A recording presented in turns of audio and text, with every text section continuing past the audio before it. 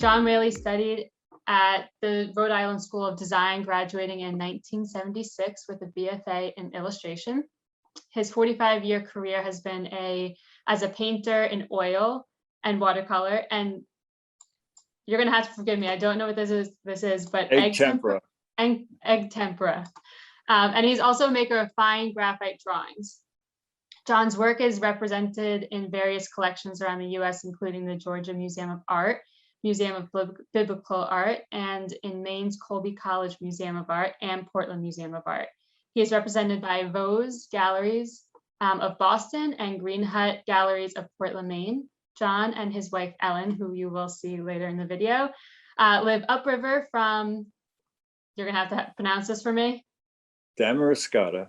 Damariscotta. It means river of the many fishes because it's full of fish. So that's what it means. Oh, nice. Which is in Maine. So if you've attended our webinars before, you're probably familiar with Evan Parker, Moab's technical specialist. Sorry, Evan, you're not getting the full intro like John got. That's all right. They already know who I am. I'm not the star of today's show, so. We do have to make a better introduction for you, though. Right. So as we do get started, I would like to hand it off to Evan and John. Absolutely. Thank you. Well, this is kind of a departure, from our usual photography and other discussions, but one thing that a lot of people do with inkjet that we've never really covered is reproducing artwork. And I connected with John a while ago when he was another customer that emailed in with a color profile question, but his work was just, John, your work is just, it's striking, and it's so photorealistic that looking at it, it's almost like printing photographs. I thought some of your drawings were actually photographs when I was browsing the work to begin with. So I thought this would be a really great topic to kind of touch on as to how do you take the traditional art mediums and move them into the digital printing, because I know a lot of people are certainly intimidated by that. And a lot of artists have stayed in sort of the analog media because they don't want to learn computers and Photoshop and printers and move into that. But as you and I have discussed, there's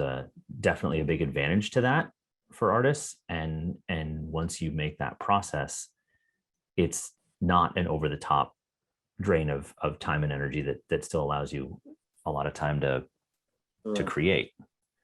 So I wanted to sit down with you today and kind of go over where you started in your art, and then how you started with printing and the benefits that's brought you, and your techniques and how you do it. So I think we can do that in an hour, but I'm looking forward to it. We'll do our best. So the first thing I kind of wanted to get was your background story. Paige mentioned, you graduated with an art degree, but how did you come to work as an artist? How did you choose sort of your medium and your subject, and what got you really going as a professional artist? Well, my mom was an artist, and so from the time I can remember, we had oil paints in the house, and I have some paintings that I've done since I was 7 years old. And so later, when I reached adolescence, it seemed like the road that really was the one that I was attracted to the most. So I, like Paige said, I went to RISD and then settled near Boston and illustrated for a few years for different book companies and things, and found that I was just not inside. I wasn't satisfied with illustration. I really wanted to paint and draw full time, just work that I wanted to do. And so I began stepping out into that and beginning to do some work, and thankfully got introduced, wound up meeting in a lot of serendipitous ways, some art collectors that really encouraged me and helped me with contacts. And from my side, it was a matter of creating the work, even though it was difficult initially financially just to do it. And then when opportunities come along, you're ready for them. That's one thing I taught my sons when they were growing up, was you can never tell what opportunities are going to come, but you certainly can work to be ready for whatever they might be. And so I tried to do that, and thankfully I did have some wonderful connections happen. And so my whole life I've been doing that. And I wrote down here, so I was out of the country for some years, and I came back in 2003 and settled here in Maine and began doing my work again and visiting galleries. And one of the things since this is a time when I'd like to just share some of the things that helped me so much for any artists there that are listening that might benefit. One thing is to be really present yourself well. So I tried to get knowledgeable in some of the graphic. Computers were new to me when I came back in 2003. So I put together as best I could materials that really represented myself and my work clearly, handsomely, so that at least your first introduction to people through whatever you're presenting is well done. So one of the things I just put together was a brochure here that has examples of my work, and it has prints that are available and studio visits, and that certainly represented me well. A lot of good connections came from that. And the other thing was just looking for opportunities to get your work out where people can see it, ideally in galleries, and beyond that. And this is where the printmaking comes in. With prints, you can have shows of your work in settings that might not be suitable for original work, but certainly a nicely framed set of prints of your work can be there for you. And venues like, I just thought of a couple, was like if there's galleries at libraries or upscale restaurants or different things that present themselves. And I've had a lot of wonderful connections happen from those. So, so that's kind of my story in terms of where I living here in Maine.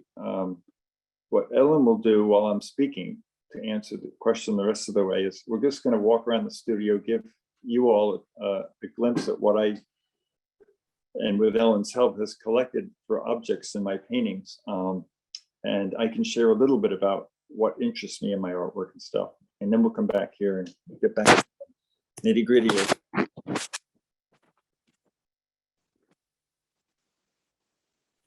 Very nice. Oh, this is Ellen, by the way, my lovely assistant. Will be helping us today.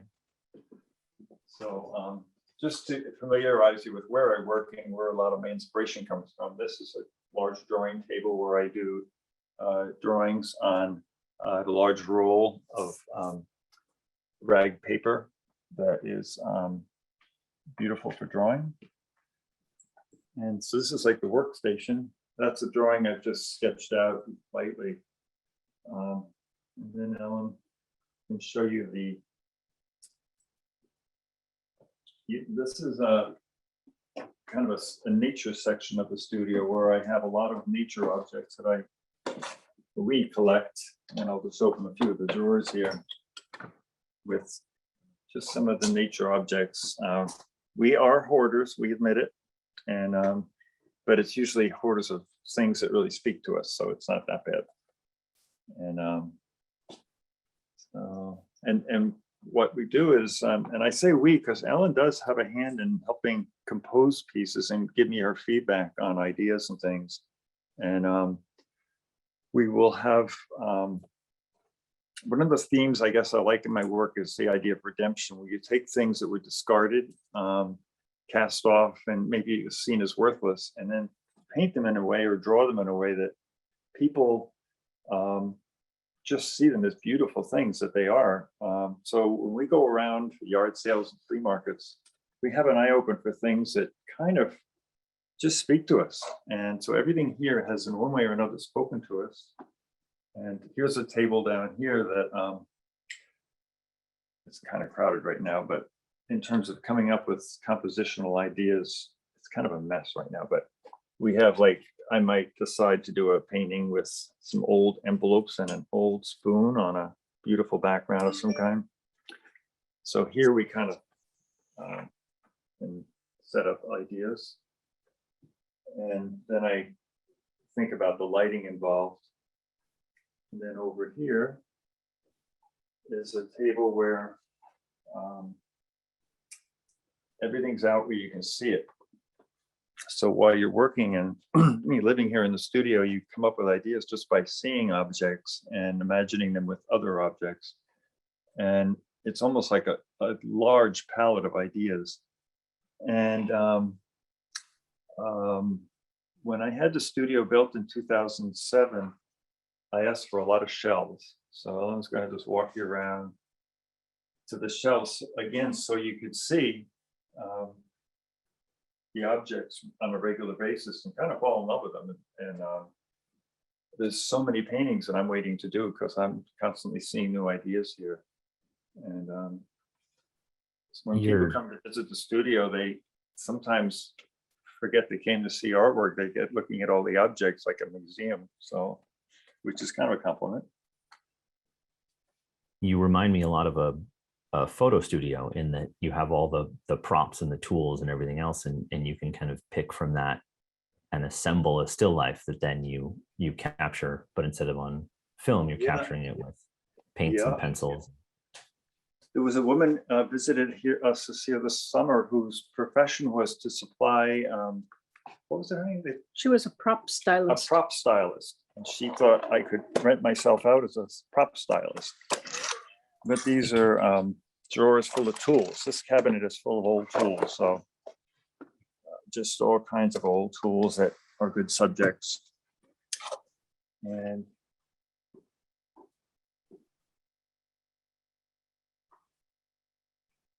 so before you were printing your work yourself, how were you making reproductions for sale? Good point. During that period of time, when I had a dealer who actually, well, I made a couple of editions of drawings.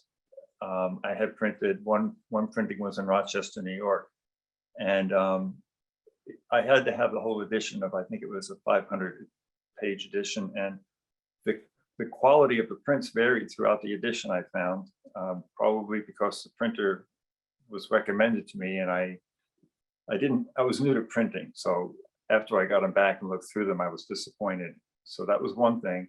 Plus you had to have the whole edition printed at once. And that gave me the experience to look for something better.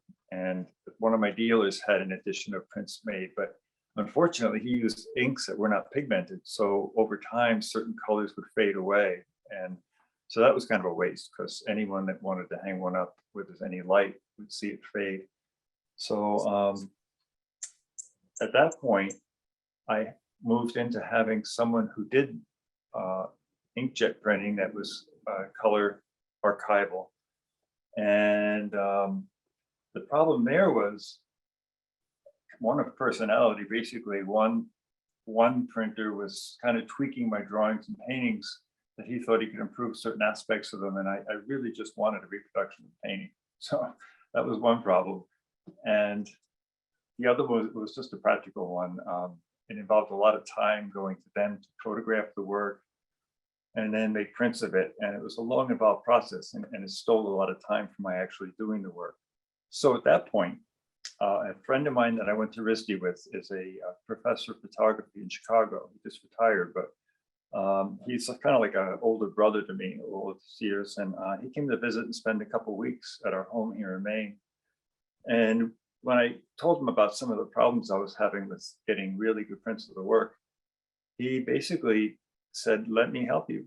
I do this for a living. We, in the photography department, we have printing down to a science." So he, one of the first days he was with me, we ordered all the material, computer, printer, camera, the whole works.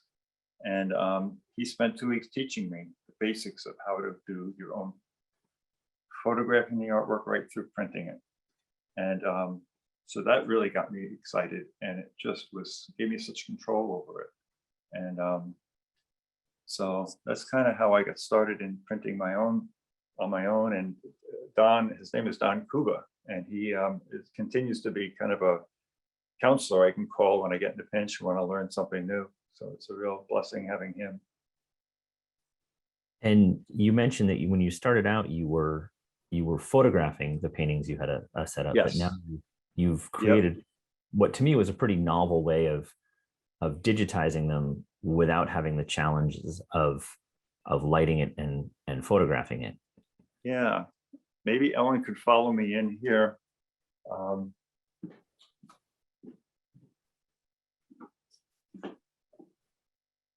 By the way, this is like an example of that early print. And if we put this out in the light in about a month or two, this would all be blue. So that was one that didn't work out very well. But this would be a good point to come in here.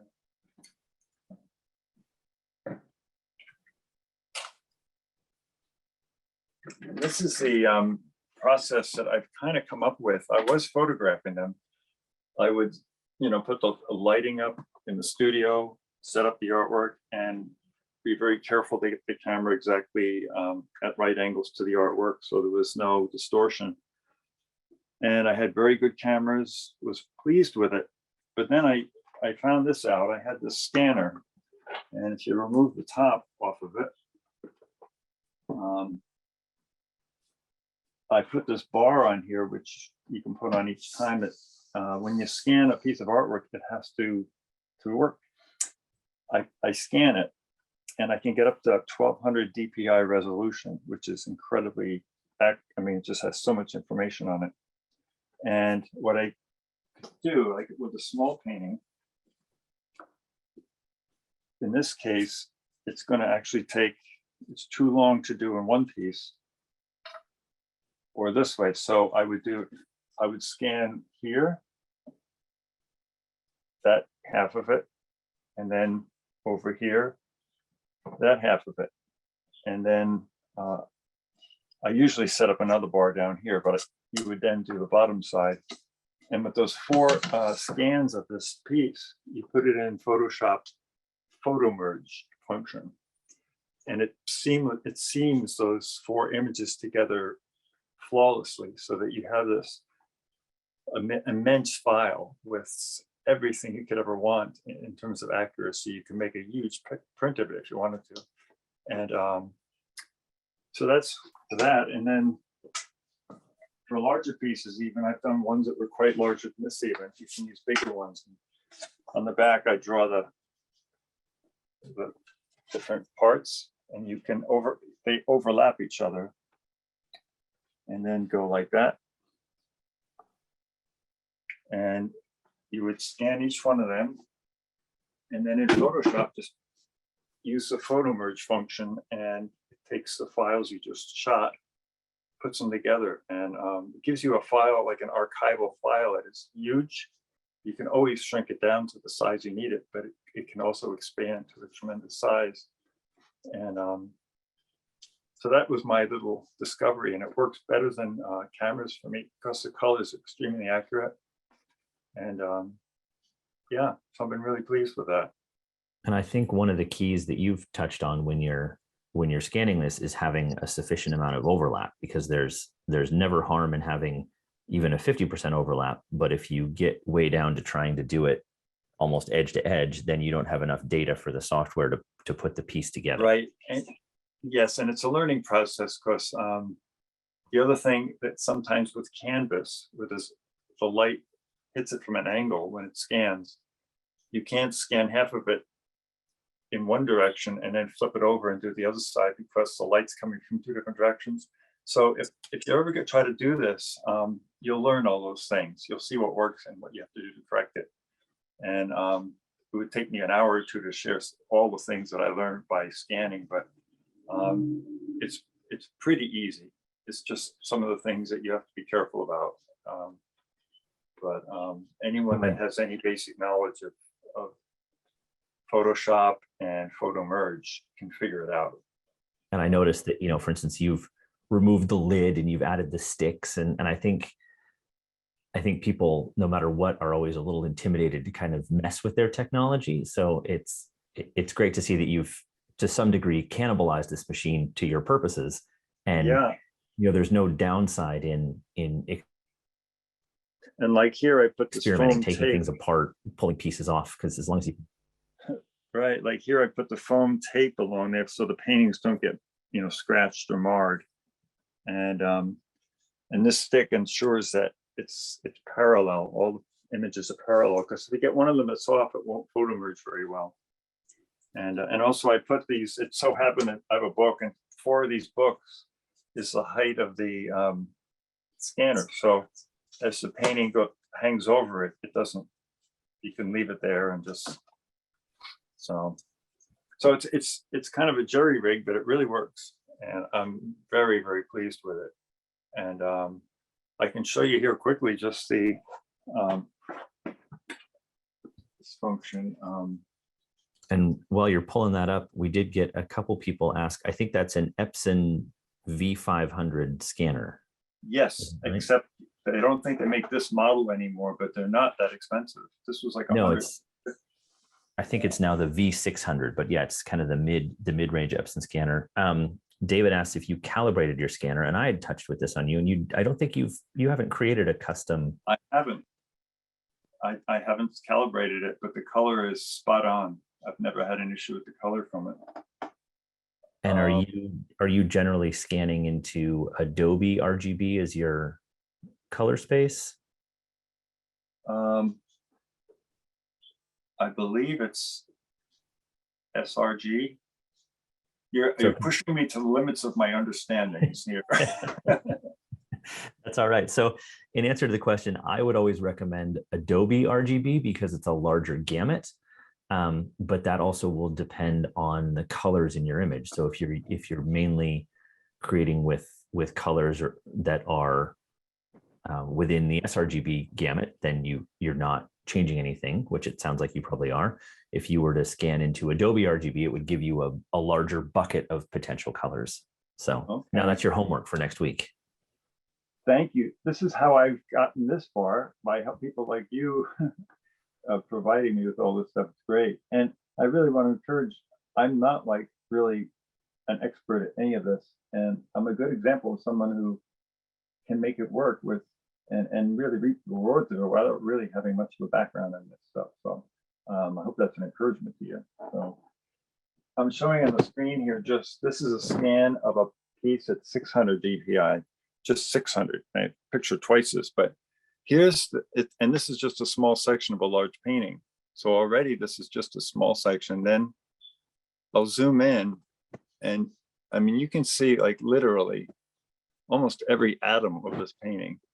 The photograph, I've never gotten a photograph that has the clarity that this has. I mean, it separates every nuance of color in this painting. And a lot of times the photographs, as good as I can make them, not clarity. So I hope that gives something of an idea. And also just the texture of the painting, like look at these brush strokes. Every little detail, it's phenomenal. And the color is just spot on. And again, this is a small section of a large painting. So in here, if Ellen follows me. Follow you anywhere. Works for me.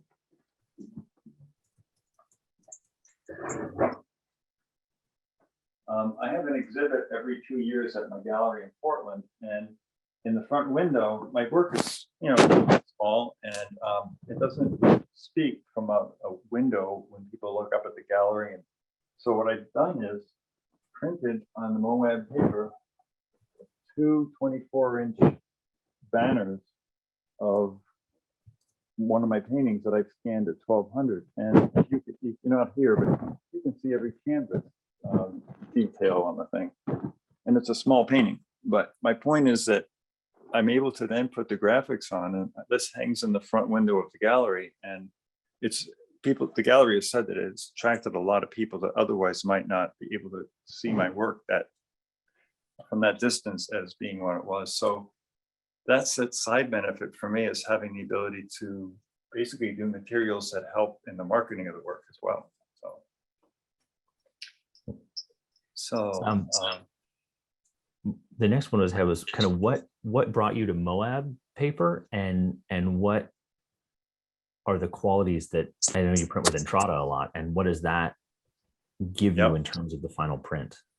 Well, there again is my friend Don Kuba, who in his photo classes in the university, he's experimented with all types of papers. He's teaching his students the qualities of all the different types of papers. And frankly, I didn't have the finances or the time to invest in testing all the different papers that are out there.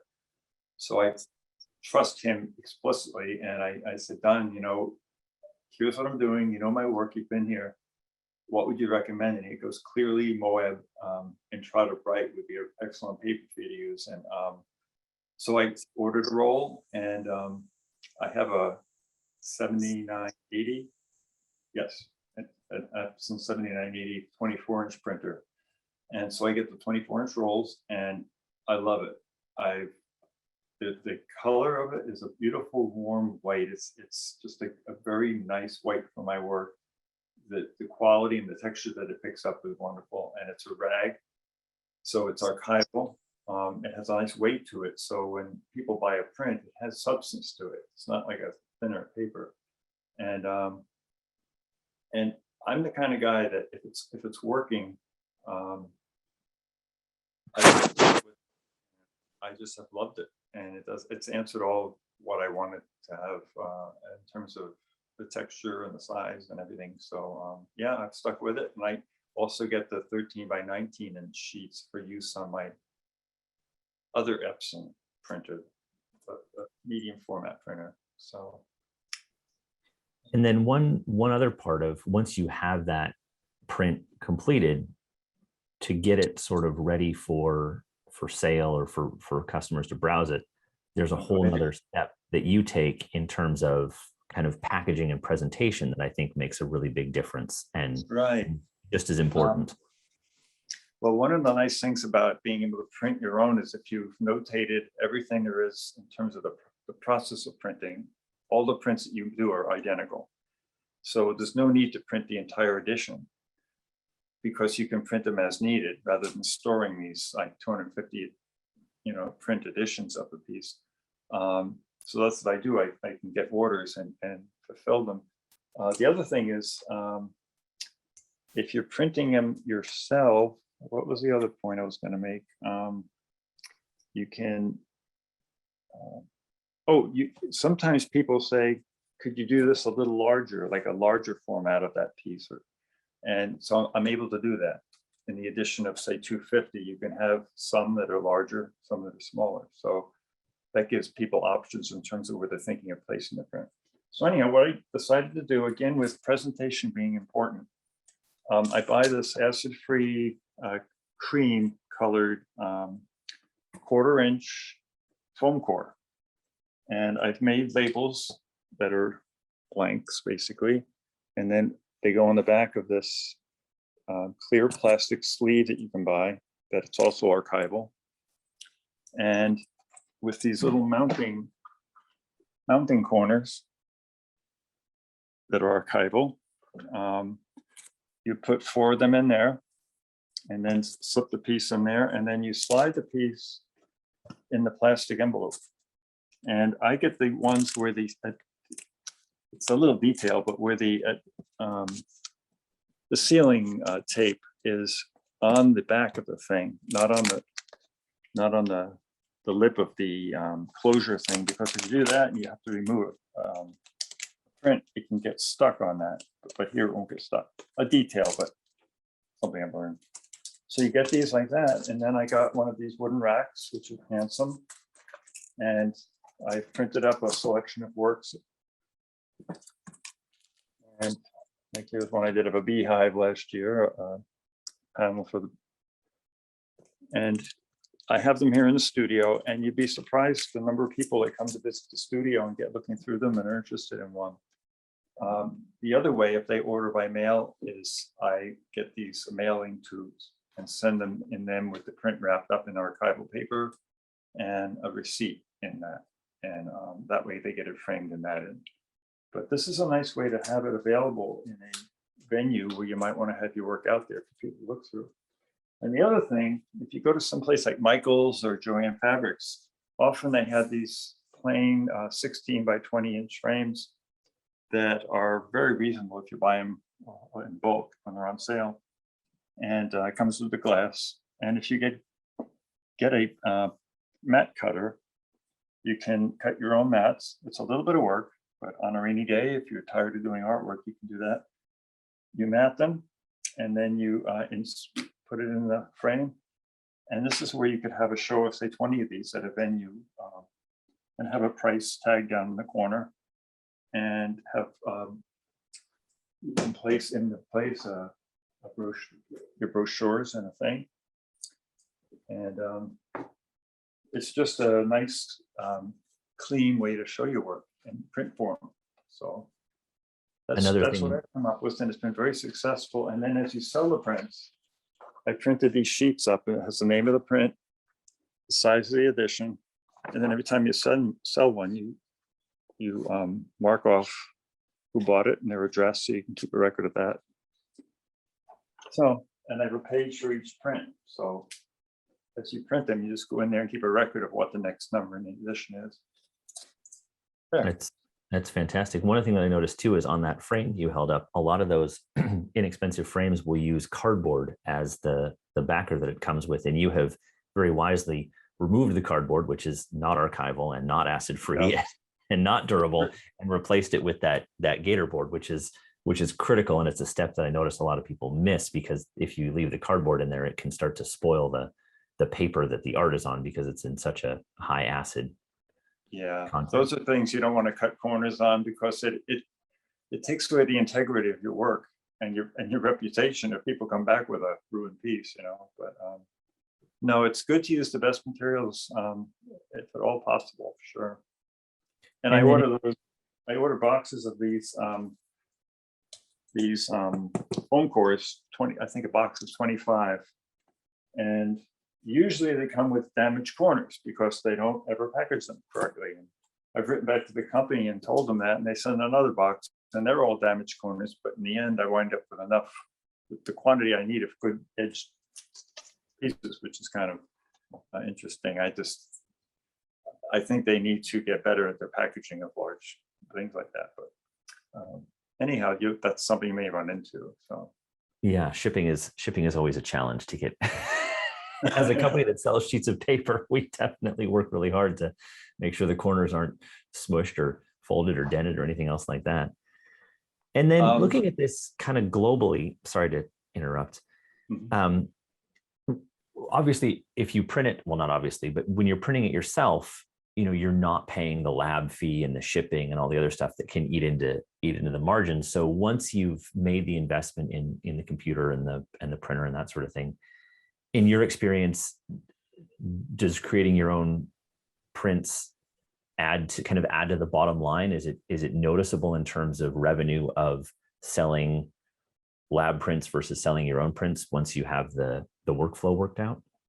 Yeah, well, my main income is selling my original work.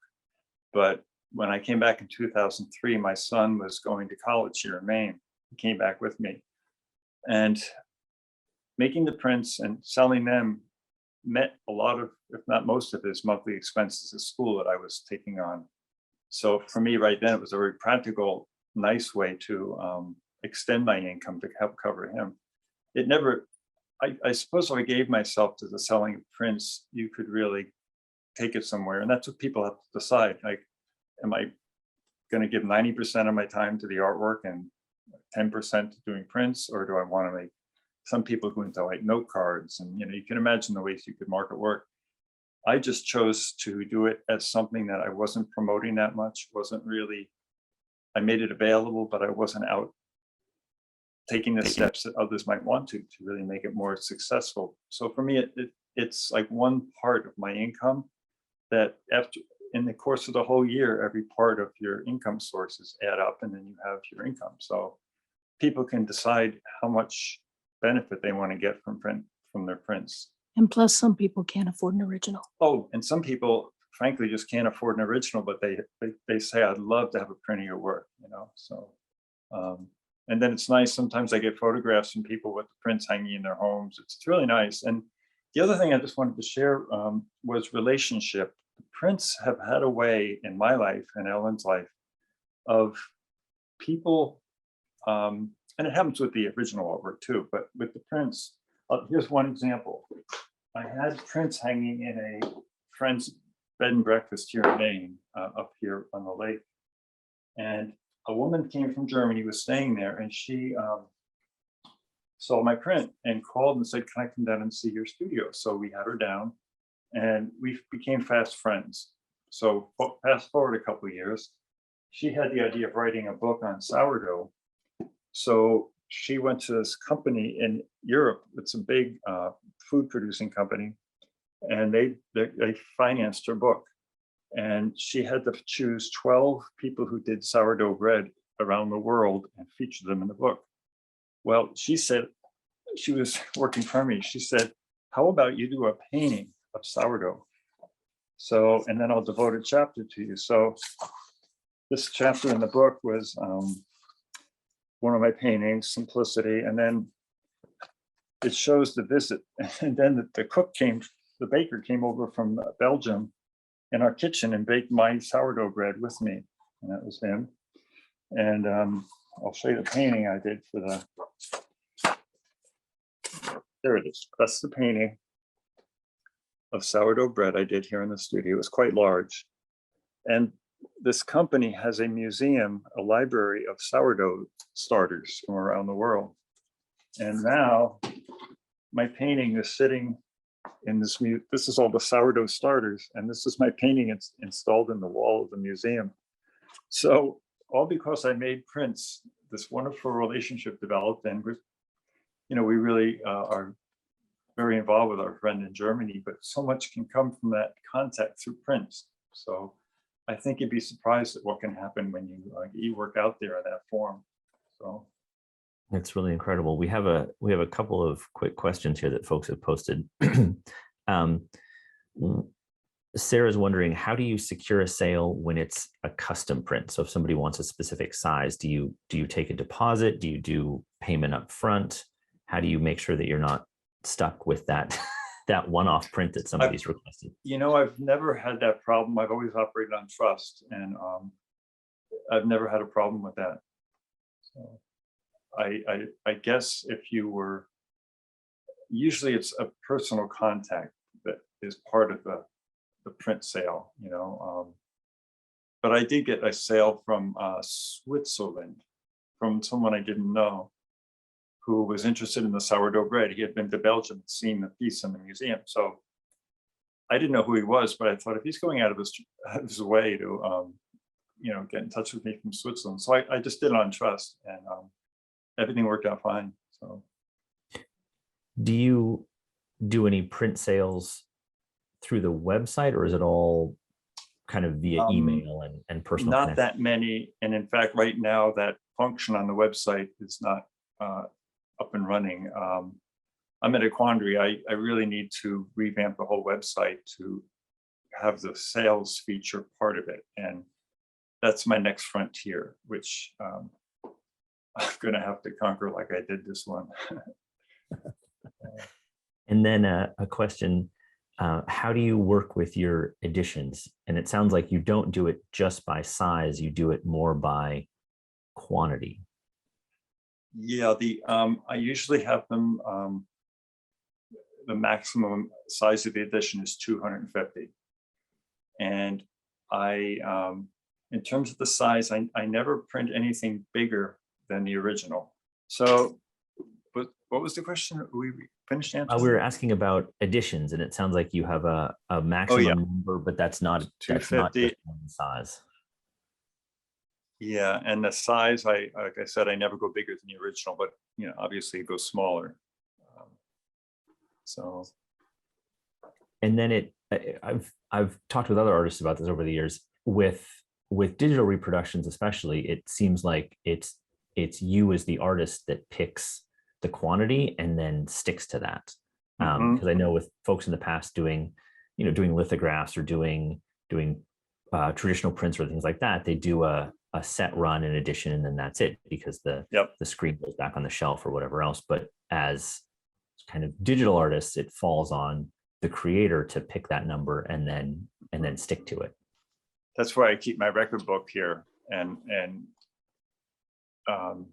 every time there's a sale, it gets marked off and all the information, so that once the limit is reached, that's the end of the prints for that. I'll not make any more. So then they have to buy the original. That's it.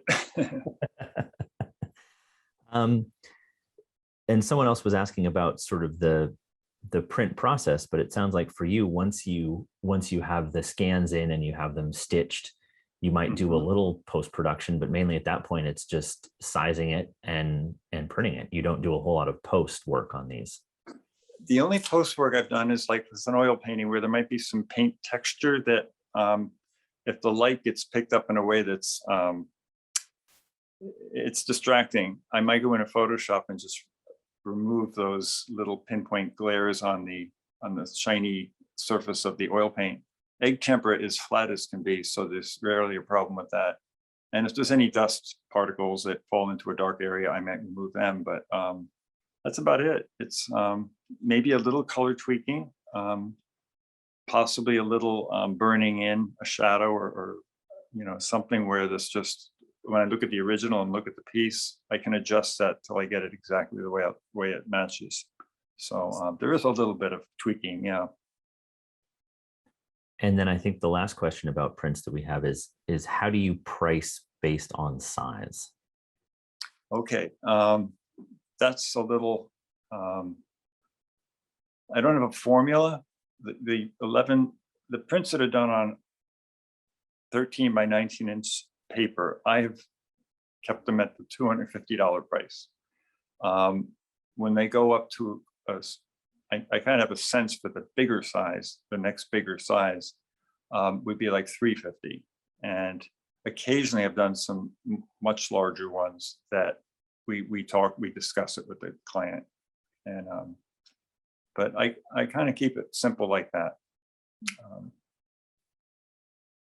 Excellent. So. Well, I did receive the folder of images that you had sent me. So I think we've mainly covered the sort of the technical side of it and the how-to and the story. So if you'd like to kind of narrate some of your images to close us out, I think that would be a lot of fun. Okay, let me come around here. And I also have a question. Do you spray your artwork before you scan it?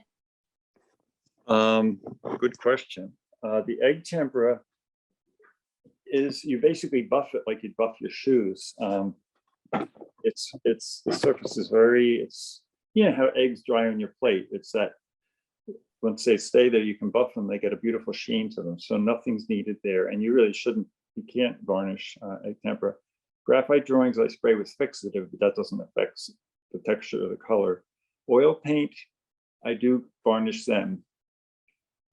And that's where, again, in doing lighting, it's so hard to get lighting right, with camera. But with the scanner, it removes 90% of the issues that you'd have with light. So Interesting. That's why I was wondering if any type of varnish affected when you would scan it into your computer. I just am very careful handling it, and I have it set up where I put that foam tape in it. It works pretty well. Yeah. Got it. All right. Well, I'll see if I can kick this off, and hopefully you can see it. We'll do the old slideshow. Let's see. This is not plugged in or something.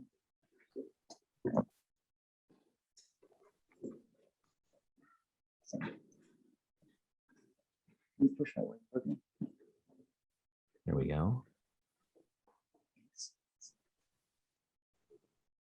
Okay.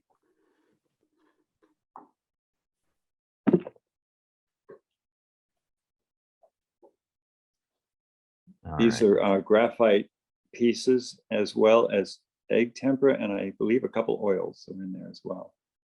There we go. This is a drawing of a neighbor of ours who does a lot of work here in Maine, and he posed for a portrait in graphite.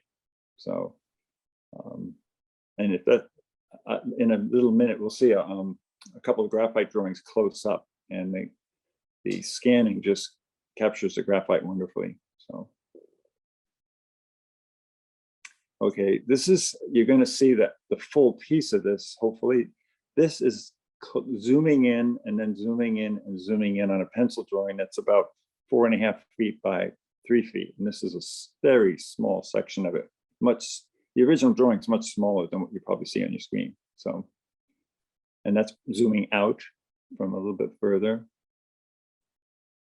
Oh, And we'll get to the rest of that one. But this is a egg tempera painting, and I love egg tempera because of the ability to capture light, and layers and layers of colors are built up. Like under this painting was extremely bright orange, and then you overlay colors where the colors underneath glow through the subsequent layers, and it works really well for like transparent glass and things. So, but it takes a lot of planning what colors are going to go in what order. So yeah, your paintings really have a photographic quality in it. I was thinking about, you know, photography was the origin of the word is kind of painting with light, and your work is very synonymous with that same idea, just with traditional methods instead of film or pixels. yeah. Well, thanks. That's nice. And this was a pair of calipers on an old book. The book was it says day book, and it's a record of a man's life he kept up here in Maine, and back in the 1800s. And I found it and the calipers, and about 8 years ago I developed lymphoma, and I was in Mass General, and I survived, thank God, and I'm back. And this was one of the first paintings I did, because during that time I was looking back on my life, and the calipers seemed like, you know, you start measuring things and the length of days and stuff. So it was kind of a very personal piece, but that's an egg tempera. And this is oil, I believe. And living here in Maine, you have to do a lobster claw every now and then, and a crab shell.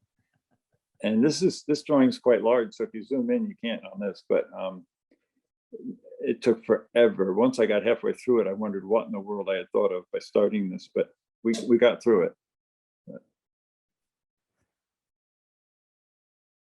And this is the full drawing that you saw a little part of down the lower left.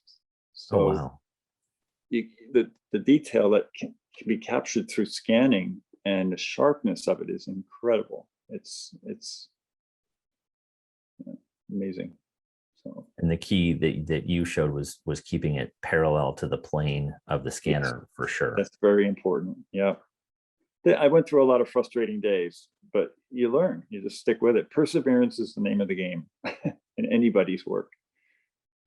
So this is down right near us in a harbor. I was doing this drawing and the lighting was nice, but right before I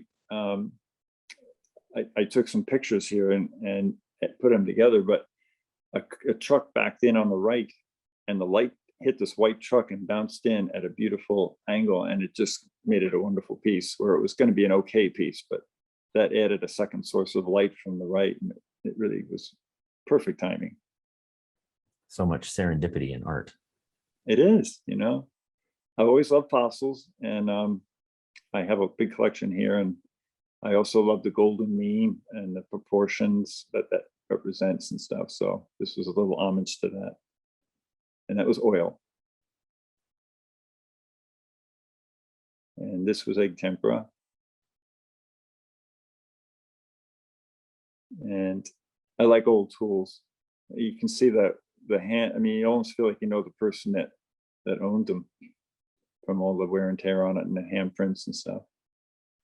And are those scratches in the background, is that you scratching off the paint, or are you actually painting those on to look like scratches? I painted them on, but the surface that I have a whole collection I didn't show you of panels of, I find like an old side of a building, and it's just a whole bunch of background, different colors and things that I find, and I use them, and random things that just have a, and what was funny with this, those marks that are between the heads of the two wrenches, I felt like, oh, this piece is called Grandfather, because I felt like on the right was the grandfather, kind of like squawking at the kid, like rah, rah, rah.